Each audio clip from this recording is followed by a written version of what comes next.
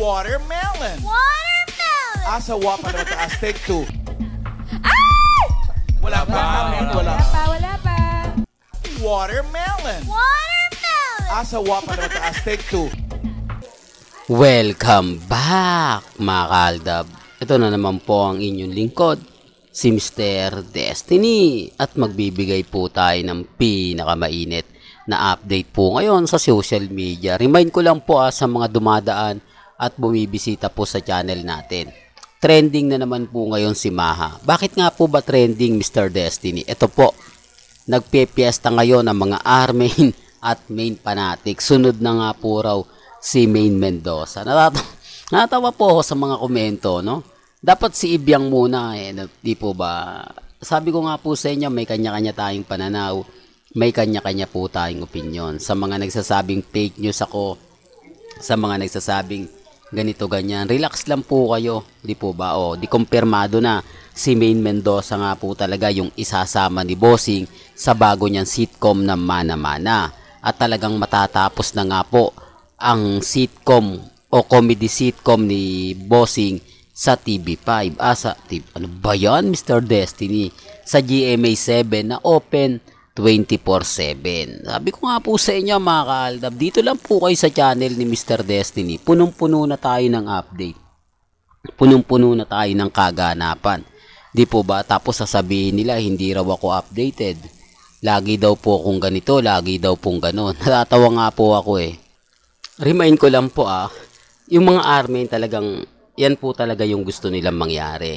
Yan po talaga yung gusto nilang isampal sa Aldab Nation. Kasi nga po mga kaaldab, once na mangyari yan, talagang sasampalin tayo ng husto. Di po ba kaliwat kanan? Pero malabo po. Paano nga po? Unang-una, kapag ka bagong kasal ka na, hindi ka na talaga tatanggapan ng mga project. Di po ba? Uulitin ko, si Mengay at si Congressman Spotted talagang may edad na.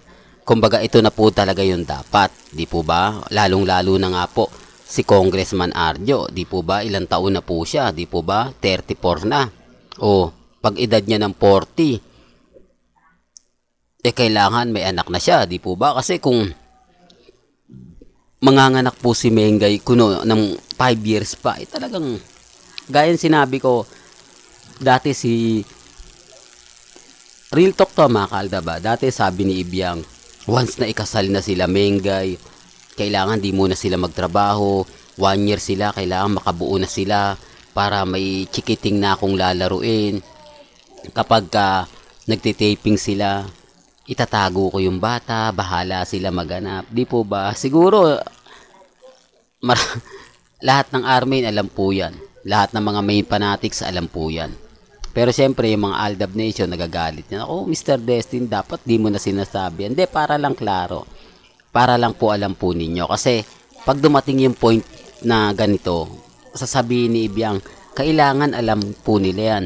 Kailangan ganito, ganyan. Di po ba? Sinasabi ko lang po ito para po sa kaalaman ng lahat. Sinasabi ko lang po ito para po sa mga mami, sa mga tita, sa mga senyor. Kailangan updated kayo. Kasi ito nga po yung pambungad eh. Sabi nga po nila, si Mengay na ang susunod. Di ba? Natatawa lang po ako. Pero okay lang yan. Hindi naman po tayo magpapa-apekto sa mga ganyan. Banat lang po nila yung pangiinis, pang-aasar. Lalo na po sa akin. Normal lang po yun. Ako naman po, pagdating sa bagay na ganyan, hindi naman po tayo nagpapa-apekto. Bahala po sila, di po ba? Sabi ko nga, may kanya-kanya tayong pananaw, may kanya-kanya po tayong opinyon. Di po ba? Pero dito nga po sa update natin, marami kasi nagtatanong, kailan nga po ba ang sitcom ni Bossing at ni Mengay? Malapit na po. Kumbaga, tinatapos na lang po yung kontrata sa GMA ni Bossing. Pero sabi, last ano na nga po raw yun eh. Tapos ganyan, hindi na po pwede si Maha mag-taping. Di po ba? Dahil nga po, alam nyo na, di po ba? Sabi ko nga po sa inyo, ba't yung dalawa? Maraming mga ganap. Talagang updated na updated. Kaya nga po pag sinasabi ko to, nagagalit sila. Sinasabi nila, nako Mr. Destiny, wag mo nang paasahin. Wag mo nang paanuhin yung mga ganito, ganyan. Relax lang. Okay lang naman po yun. Sabi ko nga po sa inyo, kung ano lang po yung latest, kung ano lang po yung trending, dun lang po ako. Di po ba, hindi naman po ako namimilit sa mga followers ko na ganito ganyan. Kung sa tingin po nila tama po yung paniniwala nila, nire-respeto ko po yun. Di po ba? At wala pong pilitan. Kaya ako lang po ito inahatid sa inyo para lang po alam po ninyo. Di po ba? Kung sakasakali nga po magsimula na yung segment ni Mengay, talagang maganda. Di po ba? Although sabihin ko mas maganda. Ito opinion ko lang ha.